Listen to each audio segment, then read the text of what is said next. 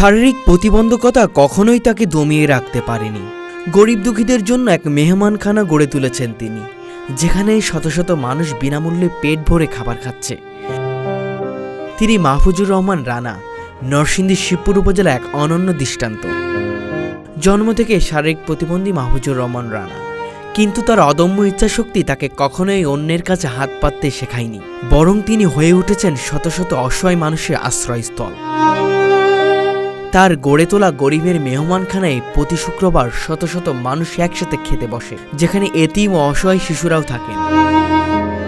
মাহফুজুর রহমান রানা বলেন, ছোটবেলা থেকেই দেখতাম অনেক গরিব মানুষ ঠিকমতো খেতে পারে না। তখনই ভাবতাম যদি আমি কিছু করতে পারি তাদের জন্য। প্রথমে নিজের সামর্থ্য অনুযায়ী কিছু শুরু করেছিলাম, এখন আল্লাহর রহমতে মানুষ সাহায্য করছে, তাই বড় পরিসরে চালাতে পারছি। প্রতিদিনের মতো শুক্রবার ভোরেই ঘুম থেকে উঠে মাহফুজুর রহমান বাজারে গিয়ে নিজের হাতে সবজি মাংস কিনেন, রান্নাবান্নার তদারকি করেন এবং পরিশেষে নিজের হাতে গরিব অসহায় মানুষের খাবার পরিবেশন করেন। সমাজের অবহেলিত মানুষের জন্য এমন নিরলস কাজ করে যাচ্ছেন তিনি।